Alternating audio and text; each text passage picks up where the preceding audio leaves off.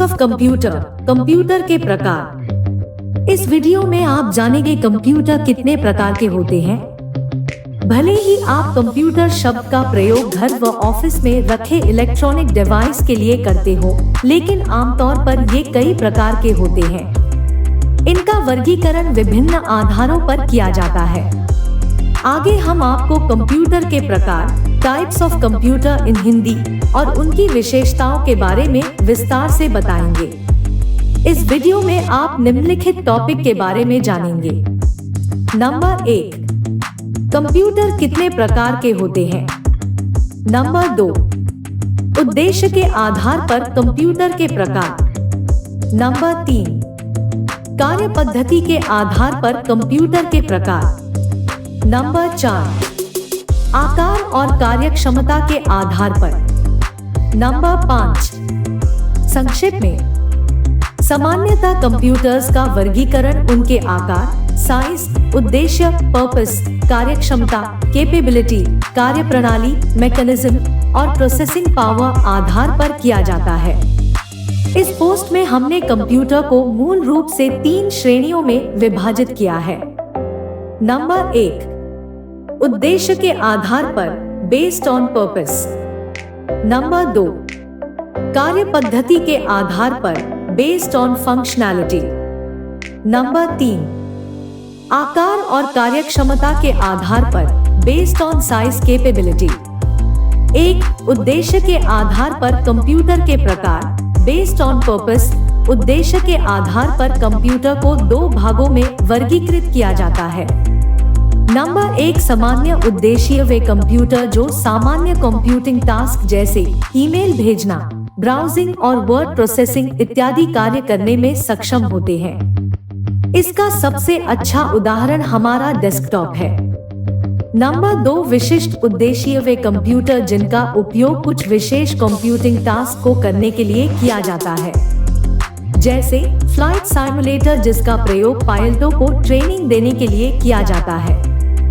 एक, सामान्य उद्देश्य कंप्यूटर, जनरल पर्पस कंप्यूटर्स। सामान्य उद्देश्य कंप्यूटरों का उपयोग आमतौर पर घरों, स्कूलों और व्यावसायिक केंद्रों में किया जाता है। ये बहुमुखी, वर्सेटाइल होते हैं, जो कई प्रकार के वातावरणों के लिए विभिन्न प्रकार के कार्य कर सकते हैं। एक ये कंप्यूटर अलग अलग सॉफ्टवेयर का उपयोग करके विभिन्न कार्य करते हैं, जैसे ईमेल भेजना, डॉक्यूमेंट बनाना, गेम खेलना, वेब ब्राउज करना, स्प्रेडशीट और presentation. B, general purpose computers आमतौर पर लागत प्रभावी, कॉस्ट इफेक्टिव होते हैं तथा इन्हें सिंगल यूजर के उपयोग के लिए डिजाइन किया गया होता है। सी, आज उपयोग होने वाले अधिकांश कंप्यूटर्स सामान्य उद्देश्य है। उदाहरण के लिए पर्सनल कंप्यूटर्स जैसे डेस्कटॉप्स, स्मार्टफोन्स, लैपटॉप, टैबलेट और सर्वर्स इत्यादि। 2, विशिष्ट उद्देश्य कंप्यूटर, स्पेशल पर्पस कंप्यूटर्स।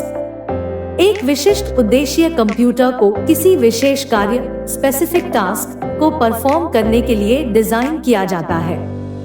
चूंकि ये सिंगल टास्क के लिए समर्पित होते हैं, इसलिए इन्हें समर्पित कंप्यूटर, डेडिकेटेड कंप्यूटर्स भी कहा जाता है।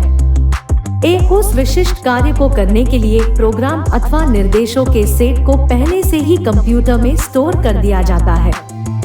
B, special purpose computers single task में अधिक कुशल, एफिशिएंट होते हैं और परिणाम उत्पन्न करने में कम समय लेते हैं। सी, इन कंप्यूटर्स का उपयोग आमतौर पर traffic light control system, aircraft navigational system, weather forecasting और सैटेलाइट ट्रैकिंग जैसे विशिष्ट कार्यों में होता है। 2, कार्य पद्धति के आधार पर कंप्यूटर के प्रकार, based on functionality.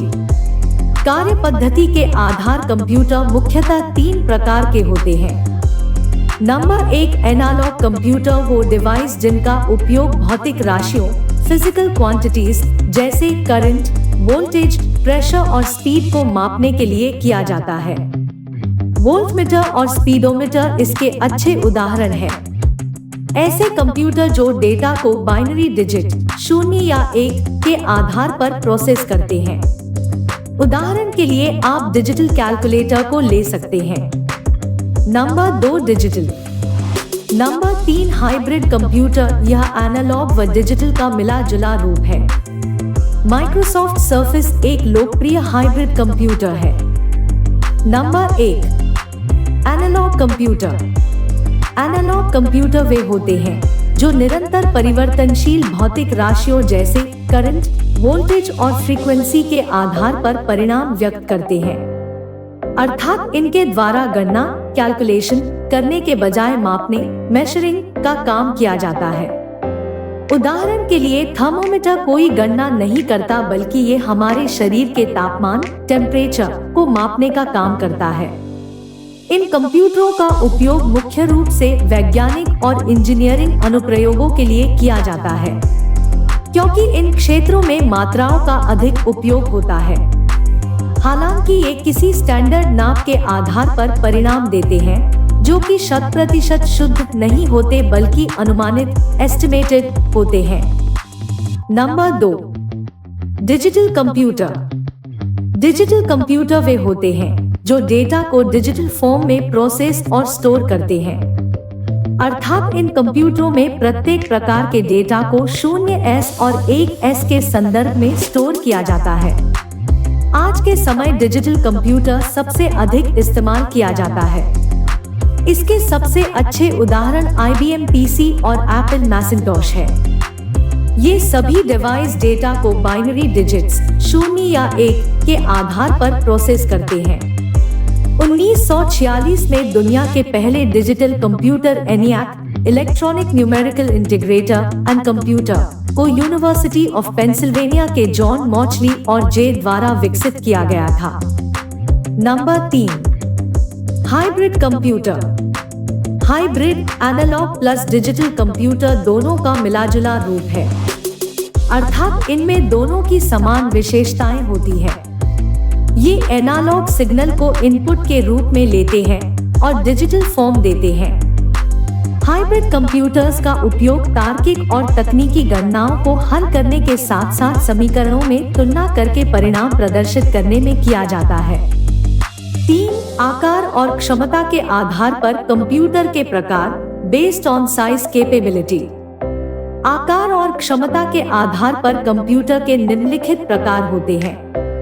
Number 1 super computer. यह एक बहुत तेज होते हैं जो प्रति सेकंड करोड़ों निर्देशों को निष्पादित कर सकता है। Number 2 mainframe computer. यह एक मल्टी यूजर कंप्यूटर प्रणाली है जिसका उपयोग किसी बड़े संगठन में एक केंद्रीय कंप्यूटर के रूप में किया जाता है। Number 3 mini computer. ये भी मल्टी यूजर माहौल के लिए डिजाइन किए गए हैं लेकिन ये मेनफ्रेम से छोटे होते हैं। Number 4 micro computer. यह एक सिंगल यूजर सिस्टम है जिनका प्रयोग हम अपने जीवन में सबसे ज्यादा करते हैं। पर्सनल कंप्यूटर इसका एक उदाहरण है। Number 5 workstation. मिनी कंप्यूटर के समान यह भी एक सिंगल यूजर सिस्टम है, हालांकि इसका माइक्रो प्रोसेसर अधिक शक्तिशाली होता है। Number 1 super computer. ये आकार में सबसे बड़े, फास्ट और पावरफुल कंप्यूटर होते हैं। इस तरह के कंप्यूटरों का उपयोग जटिल गणनाएं, कॉम्प्लेक्स कैलकुलेशंस करने के लिए किया जाता है। सामान्यतः सुपर कंप्यूटर को weather forecasting, nuclear energy research, missile launching और पेट्रोलियम एक्सप्लोरेशन जैसे क्षेत्रों में इस्तेमाल किया जाता है। सभी कंप्यूटर्स में प्रोसेसिंग स्पीड और मल्टी प्रोसेसिंग तकनीक के मामले में सुपर कंप्यूटर सबसे फास्टेस्ट मशीन है। ये किसी समस्या को हल करने के लिए कई CPU का उपयोग करता है। एक पर्सनल कंप्यूटर की तुलना में बेहद महंगे होते हैं। सुपर कंप्यूटर की स्पीड को फ्लॉप्स, फ्लोटिंग पॉइंट ऑपरेशंस पर सेकंड में मापा जाता है। इसके कुछ उदाहरण हाईटेक S300, जैगुआर और परम है। राइकेन और फुजित्सु द्वारा संयुक्त रूप से विकसित किया गया जापान का फुक्कू दुनिया में सबसे फास्टेस्ट सुपर कंप्यूटर है। Number 2 mainframe computer. Super computers के बाद सबसे बड़े आकार के मेनफ्रेम कंप्यूटर होते हैं। इनका मुख्य उपयोग किसी बड़े संगठन में एक केंद्रीय कंप्यूटर, सेंट्रलाइज्ड कंप्यूटर के रूप में किया जाता है। अर्थात मेनफ्रेम को मल्टी यूजर एनवायरनमेंट के लिए डिजाइन किया गया है, जिसके कारण एक बार में 100 से भी ज्यादा यूजर इसका प्रयोग कर सकते हैं। मेनफ्रेम में डाटा स्टोर करने के लिए एक विशाल स्टोरेज स्पेस होता है। इसके अलावा एक लार्ज मेमोरी और हजारों माइक्रोप्रोसेसर शामिल होते हैं। इन कंप्यूटर्स में डाटा इनपुट करने और आउटपुट प्राप्त करने के लिए मिनी कंप्यूटर्स का इस्तेमाल किया जाता है, जिन्हें फ्रंट एंड फीडर कहते हैं। मेनफ्रेम की डाटा स्थानांतरण दर, data transfer rate 10 lakh byte प्रति सेकंड है। इनकी कीमत 1 करोड़ से 10 करोड़ रुपयों तक हो सकती है। Number 3, mini computer. मिनी एक मिड रेंज कंप्यूटर्स है। ये मेनफ्रेम से छोटा और माइक्रो कंप्यूटर से बड़ा होता है। मिनी कंप्यूटर्स को भी मल्टी यूजर माहौल के लिए डिजाइन किया गया है। हालांकि एक समय में इसका उपयोग कम यूजर्स कर सकते हैं। ये मेन फ्रेम और सुपर कंप्यूटर की तुलना में कम, लेकिन मिनी कंप्यूटर से कई गुना अधिक पावरफुल होते हैं।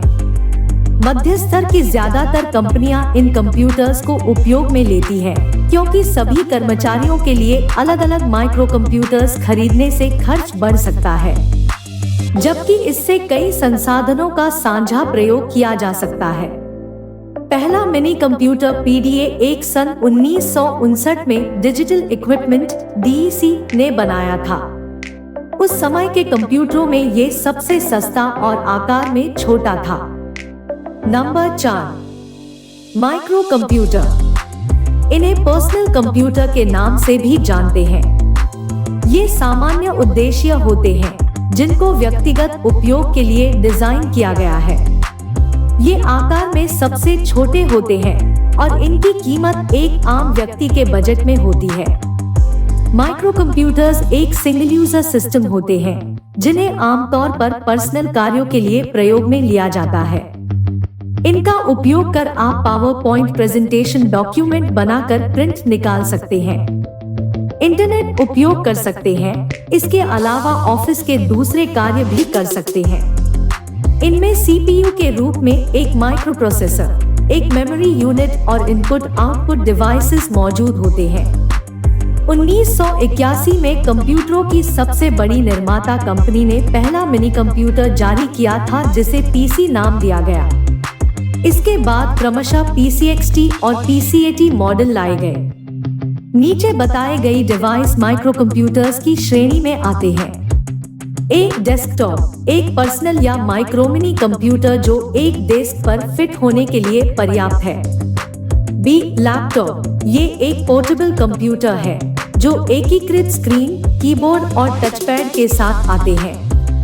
आकार में छोटे और वजन में हल्के होते हैं, जिसके कारण इन्हें आप कभी ले जा सकते हैं।